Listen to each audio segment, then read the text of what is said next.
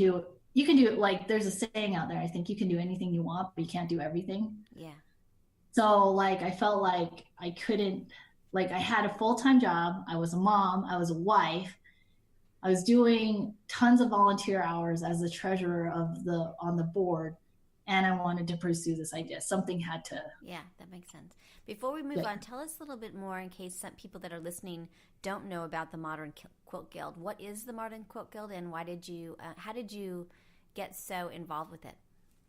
So the Modern Quilt Guild is probably like, I would equate it to like minds thinking this is quilting in a modern way, modern or modern traditional way. So this is what links them. Like they're not like I would say, hey, if I was going to create a quilt, I don't want to create it in a traditional sense. But I also think the Modern Quilt Guild, I don't know how, I'd be interested in seeing what the percentage of modern versus traditional out there is still.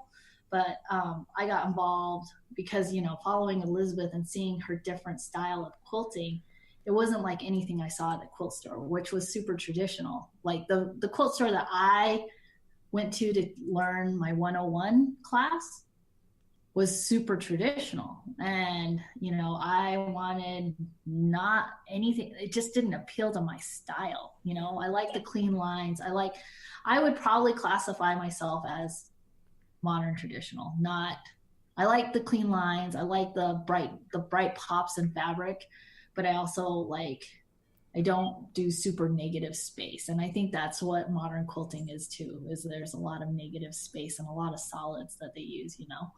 So I got involved in modern quilting.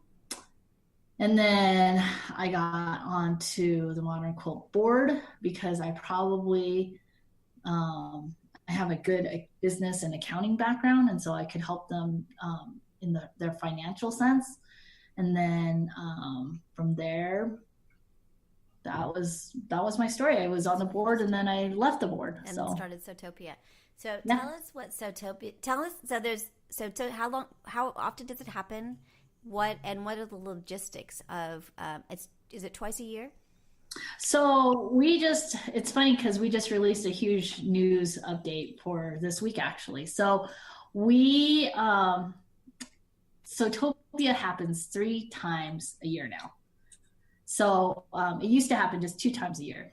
And so we used to do just a spring event and a fall event. And then the spring, we only have 80 attendees because any more than that, I think like, I don't know. I always say, hey, can you keep 80 people happy? Like, and like run the logistics of keeping 80 people happy. If I do any more than 80, I Mm-hmm. feel like I will not be able to like launch a good event. So each event has 80 attendees, and we just launched, we've just announced that we're having a summer event. So we have a spring event which has 2 teachers. The summer event will also be run that way. We'll have 2 teachers there, and then the fall event will be an open sew style. Cool. And how do you where will the spring event tell us where they're going to be in the next couple of sessions like spring and summer, and then how do you choose the cities because you move around, right? Does it? Right. So that was the one thing that like, I like the one thing was like I always, with my business background, I always said, okay, what's the demographics I'm targeting, right? So like I feel like the demographics I'm targeting is like anywhere from 28 to, gosh, 65, Mm-hmm. 70, 80. Like there's really no like age top there. Like I don't, but like I target, the reason why I move around is because I always think about myself. Like I think about like as a mom, like what's the logistics of me getting away Yeah. for a week? You know what I mean? Yep. And so we move around. Like that was the premises. Like, hey, and I also in my own little like selfish self was like, there's cities that I want to visit out there that would be awesome. Like New Orleans is a classic example. New Orleans was always on my like um, bucket list to visit. And so like I think that I chose cities that were hubs first because I was like, well, they need to be get like as a when you look at demographics from a certain age to a certain age, you also think, okay, what's the household income? How much would I myself shell out to go spend time to like do something for myself, you know? And so I kind of do the math in my head of how like, okay, it's going to cost anywhere from like, if the event is close to you and tickets are going to be cheap, airline tickets, I think, okay, airline ticket's going to cost this much. The show ticket's going to cost this much. Hotel's going to cost this much. Okay, that anywhere from like $800 to $1,200 is what an attendee spends with Sewtopia, Mm-hmm. like for the weekend. And that's what all inclusive, like, you know, and Yeah. so I just make sure that like the first cities that I chose were hub cities. Like we went to Chicago, we went to Atlanta, we went to Denver. Those were hub cities. And then I was like, okay, let's branch out more. Like Austin is not like a really like easy city to fly to. Probably Dallas would be, but I love Austin, you know. And then Austin, I was like, well, it's from Austin, keeping it weird, let's go to New Orleans, you know. And so it's always like I personally choose the cities with the help of my staff. You know, I was like, hey, what do you think about this? Like, what do you think about this? And so the next one that we're having in spring is Salt Lake, but we've decided that like we're always going to have one in Salt Lake City because that's logistically that's better for the company to Uh-huh. like instead of schlepping all the machines around like Yeah. and all the gear. So we'll always have one in Salt Lake from now on. And then the summer one that we just announced will be in Milwaukee, and then the fall one will be in Boston. Oh, how great. That's so cool. That's Yeah. really awesome. All right, so do you mind chatting a little bit about the economics? Sort of how does this work as a business? Okay. Um, like, So you're they're gonna right. go So in they're more spending detail. Like, what do you mean? Like, how does like a sort of how does it work? So if you've got 80 people at $800 to $1,200, I mean they're not paying all of that to you because some of no? that's going to the hotel and some of that's going to the airline. Yes. So the average ticket price for them to come in terms of the course part of it or the space at Sewtopia is what?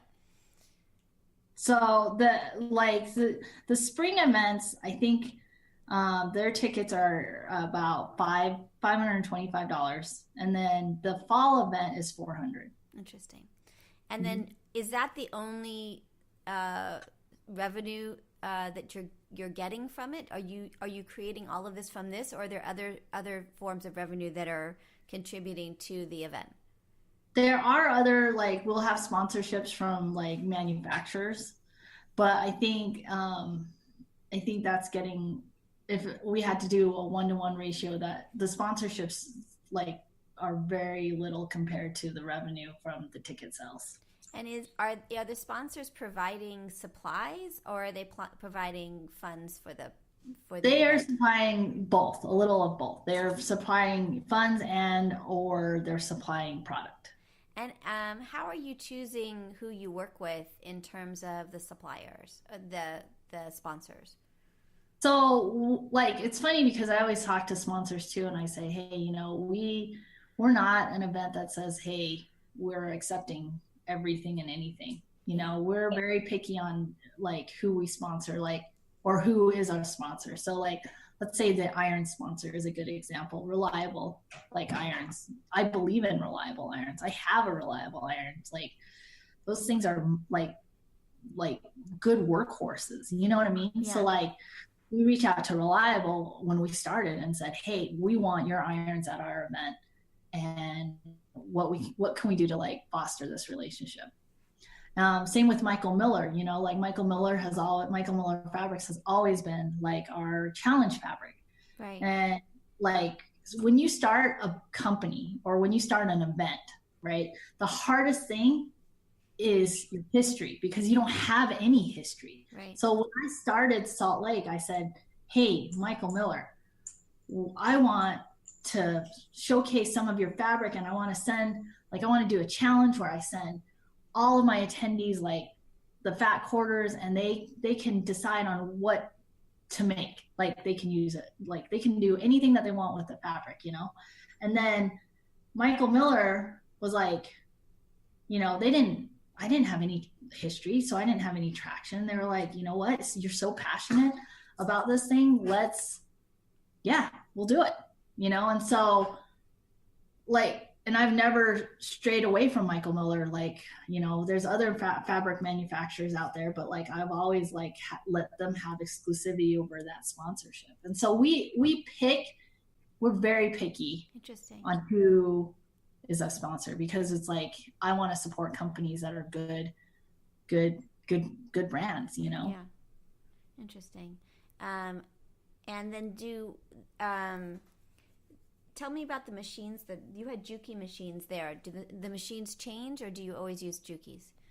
So the machines, we had a really great sponsorship with Bernina, you know. And Bernina, um, with everything in the industry and the, you know, economy, they're like, hey, we have cutbacks. And so they were like, you know, we can't sponsor you anymore, which I love them for sponsoring them, because I love that they sponsored us. Like I think that if I didn't have them in the first events, I don't know what I would have done. Because basically when I started the event, I was like, yeah, you don't have to worry about machines. And it's kind of funny because you're like, you don't have to worry about your sewing machines, we'll figure it out. And then like nobody really knows, like I didn't have that figured out until probably the last hour, you know. And so people probably are gonna freak out when they hear that. But so Bernina, after the Denver event, said, hey, we have cutbacks, and Sewtopia is one of them. And so I said, okay, well, what do I do? And at that point I had this like fork in the road, you know. Like I had to decide whether or not Sewtopia invests in the company and says, okay, we're going to buy 50 sewing machines. Because the, like, I will have to say Bernina and what they did is totally different than any other sewing machine vendor out there. Because no sewing machine manufacturer or vendor will say, hey, we are going to give you 50 sewing machines, and we're just going to let you have them at the event, you know. And so I had a decision to make and say, okay, well, either I buy 50 sewing machines and continue to do Sewtopia, or I shut it down.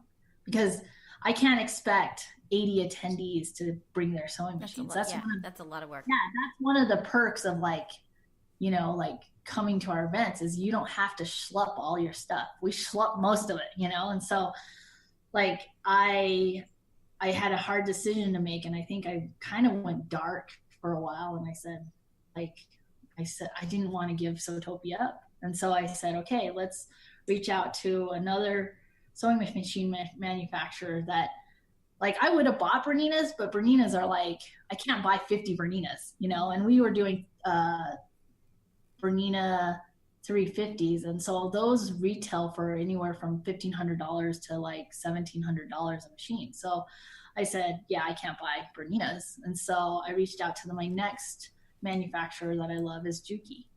And so I said, Juki, I need 50 sewing machines. And they said, well, okay, which ones do you want? And so we bought 50 Jukis, and we are now schlepping machines from event to event. So how I sew on 2 Jukis, so I was super thrilled to see them. I love their machines. So how long will you keep these machines? Will you feel pressure to upgrade them? Will that be a problem, or well, the logistics behind that is like, hey, let's like people are sewing on the machines the whole weekend. We'll maintain them. We'll sell them if anybody wants to buy them at probably what we bought them for. You know what I mean? Like, I don't expect to make money from the Juki sewing machines because they're used. But yeah, we'll like refresh, and we'll continue to maintain them as like as a good sewist should, you know? Right. Super interesting. So one of the things I saw there was I just went around and said hello to maybe 10 to 15, 20 people in the space of